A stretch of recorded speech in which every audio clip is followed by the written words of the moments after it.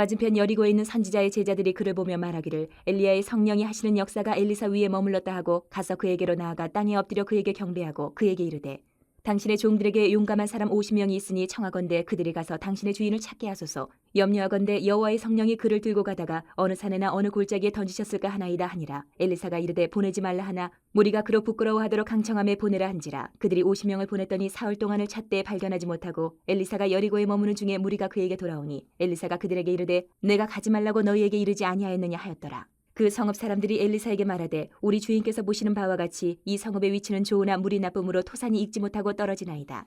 엘리사가 이르되 세 그릇에 소금을 담아 내게로 가져오라 하며 곧 가져온지라.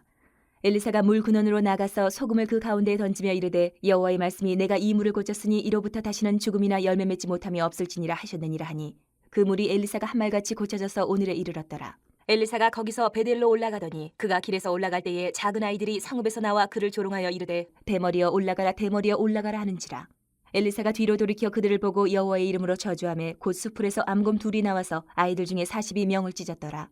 엘리사가 거기서부터 갈멜산으로 가고 거기서 사마리아로 돌아왔더라. 엘리야가 불말불병거를 타고 승천한 후에 이제 엘리사가 그의 능력을 승계받아서 본격적으로 이제 선지자 사역을 시작을 합니다.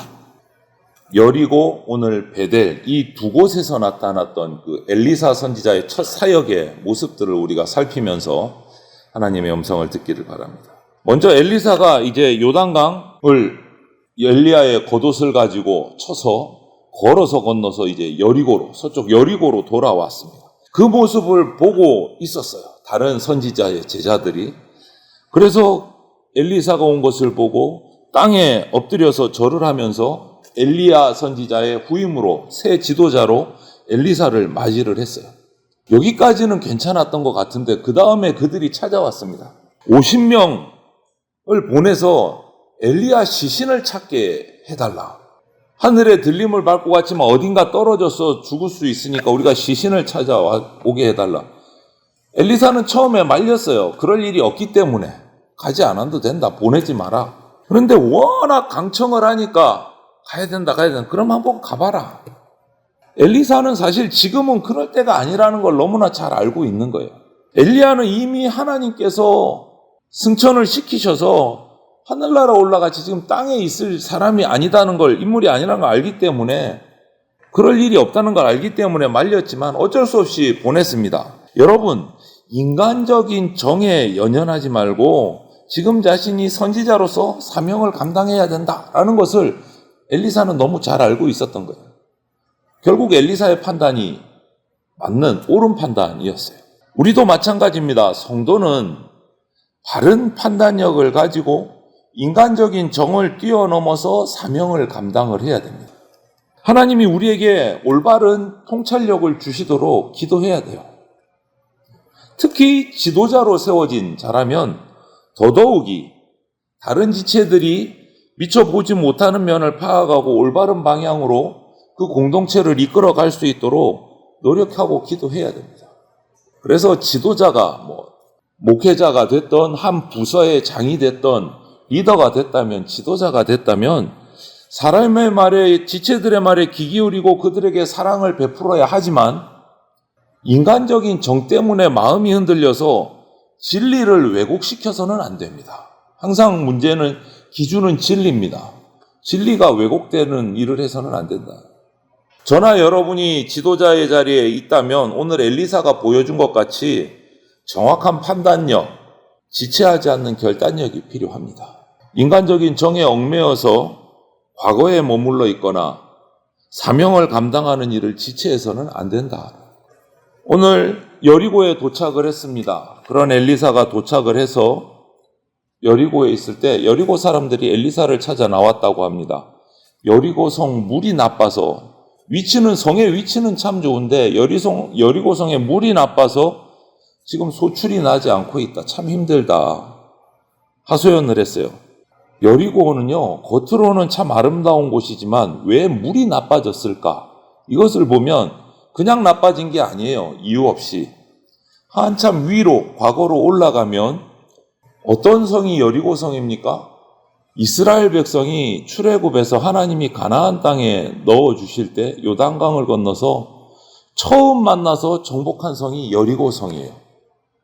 여호수아가 모세의 후계자로 이제 요단을 건너서 가나안에 들어와서 여리고성을 함락하고 나서 저주를 했어요. 열매 없는 땅으로. 그때부터 모든 것이 나빠진 거예요. 여호수아 6장 26절에 보면 이런 말씀이 있어요.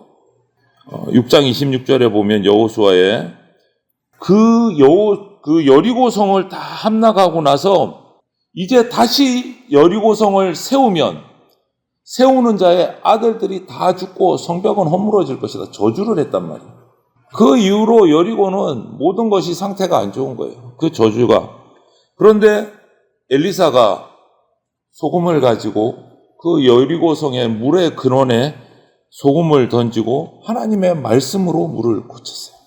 여러분, 하나님께서는 모세의 후계자인 여호수아를 통해서 여리고를 정복하고 그 땅에 저주를 선포하셨고, 이제 때가 되니까 엘리야의 후계자인 엘리사를 통해서 여리고를 다시 그 저주를 풀고 회복시키셨어요. 이처럼 성도는 충성스럽게 하나님의 사명을 감당할 때 우리를 통해서 하나님께서 역사하시는 것을 경험하게 됩니다. 하나님이 저주를 하시고 하나님이 저주를 푸시지 우리 인간 뜻대로 되는 것이 하나도 없다. 하나님이 저와 여러분에게 주신 사명을 기억을 하면서 내 주변에 어떤 문제가 있는가 우리는 살펴봐야 돼요. 그런 영적인 문제들을 해결하려고 기도하려고 애쓰는 사람이 돼야 됩니다. 저와 여러분들은. 그런데 그 문제를 해결함에 있어서 우리 인간적인 힘이나 인간적인 지혜로 해결하려고 해서는 안 돼요. 하나님을 정말 신뢰함으로 하나님의 능력을 간구하는 기도를 통해서 해결을 해야 돼요. 이처럼 우리가 묵묵히 하나님 앞에 엎드려서 사명을 감당할 때 하나님의 능력이 나타나고 많은 사람들이 저와 여러분들 성도를 그리스도인을 정말 하나님의 종이구나 이렇게 인정할 수밖에 없게 되는 거예요. 하나님이 세우시는 지도자는 이처럼 여러 가지 사람들의 어려움, 지체들의 어려움을 외면하지 않고 하나님의 능력으로 회복시키는 사람이 하나님이 세운 지도자예요. 그래서 저도 그렇고 여러분도 그렇고 하나님이 세운 청지기로서 함께 섬기면서 함께 치료하면서 하나님의 능력을 경험하시기를 바랍니다. 이렇게 여리고에서 나쁜 물을 고친 이제 엘리사가 옮깁니다. 장소를. 베델로 올라갑니다. 창세기를 보면 우리는 베델이 어떤 장소인지 너무너무 잘 알 수 있어요. 베델은요, 아브라함이 제단을 쌓은 곳입니다. 또 야곱이 하나님을 만난 곳이기도 해요. 그리고 사사시대에는 온 백성이 하나님의 도움을 구하면서 제사를 드린 곳이 베델이기도 합니다. 그런데 그 이후로 어떤 일이 일어났느냐? 악한 왕인 아합 왕 시대에 완전히 뒤집어졌어요. 이 베델이 우상 숭배의 중심지가 돼서 쭉 이 지금까지 흘러온 거예요. 여러분, 그 우상 숭배의 중심지가 되고 올라오면서 우상의 신전이 생기고 우상 숭배하면서 그곳에서 불신앙의 자녀들이 자라기 시작한 거예요. 그래서 엘리사가 베델로 올라갔을 때 어떤 일이 벌어집니까? 오늘 보니까 그 베델의 어린 아이들이 나와서 엘리사를 조롱합니다. 대머리여 대머리여 올라가라 올라가라. 선지자를 조롱하는 모습이 나타나요. 이 상황은 엘리사를 조롱했다는 것은 하나님을 멸시했다는 거예요. 이 아이들이 갑자기 나와서 그냥 조롱한 게 아니에요. 바탕이 있는 거예요. 베델이 우상의 근거지가 돼버렸어요. 그 우상을 섬기는 바탕에서 태어나고 자란 아이들이 하나님의 선지자를 조롱하는 것은 불보듯 뻔한 거예요. 하나님을 업신여기는 풍토가 가득 차 있는 베델의 그 상황을, 안타까운 모습을 보여주는 거예요. 결국 엘리사를 조롱하고 엘리사를 세우신 하나님을 멸시한 그들은 고메이에서 죽임을 당합니다. 여러분, 여기서 우리가 받을 교훈을 잘 기억하십시오. 우리가 신앙의 유산을 버리고 우상을 섬기게 되면 나만 끝나지 않습니다. 우리 가문이, 우리 가족이, 우리 자녀들이 하나님을 잊고 방탕한 삶을 살게 된다라는 것을 기억해야 됩니다. 두려운 말씀이에요. 우리가 물려줄 것은 세상의 유산이 아니고 믿음의 유산입니다. 믿음의 유산. 그 믿음의 유산을 상실해 버렸을 때 베델에서 태어나고 자란 아이들이 하나님의 선지자를, 하나님을 욕보이는 거예요. 보십시오. 저주받았던 성 여리고가 엘리사 선지자 하나님의 권위를 인정하고 나와서 엎드렸을 때 그 저주의 성에 살던 여리고 백성들에게 물이 생명력을 얻고 생명의 역사가 일어났어요. 엘리사를 통해서. 그런데 반대로 자신을 보내신 하나님을 조롱하는 그 베델의 아이들에게는요, 저주가 내리고 죽음이 내렸어요. 여러분, 베델은요, 이름의 뜻이 하나님의 집이에요. 하나님의 집. 축복받은 곳이었어요. 그런데 그 축복받은 곳도 하나님을 조롱하고 하나님을 거부할 때 징계를 받습니다. 레위기 26장 22절에 우리 요 부분만 읽으면, 오늘 이 본문만 읽으면 아이들한테 너무 심하게 징계한 거 아니야? 어떻게 곰이 나와서 찢어 죽이나? 그냥 좀 징계를 하고 이러지. 레위기 26장 22절에 이런 말씀이 있습니다. 너희가 나를 거슬러 내게 청종하지 아니할진대 내가 너희의 죄대로 너희에게 7배나 더 재앙을 내릴 것이라. 내가 들 짐승을 너희 중에 보내리니 그것들이 너희의 자녀를 움키고 너희 가축을 멸하며 너희의 수요를 줄이리니 너희의 길들이 황폐하리라. 예언하신 말씀 그대로 이루어진 거예요.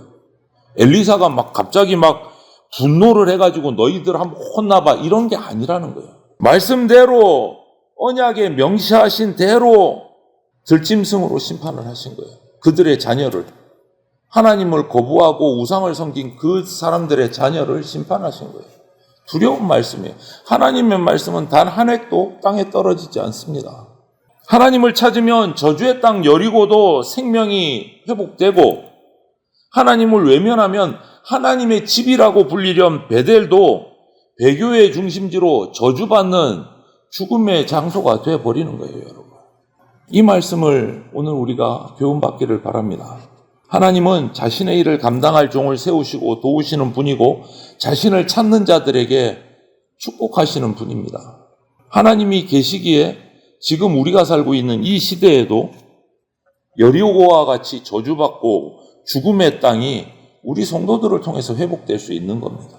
오늘 이 시간도 주님께서는 세상의 소금으로 말씀의 능력을 믿는 우리 성도들을 통해서 이 죽어가는 세상을 살리기를 원하십니다. 그것이 우리에게 주어진 사명이에요. 그래서 우리에게 말씀하셨잖아요. 세상의 빛과 소금이다.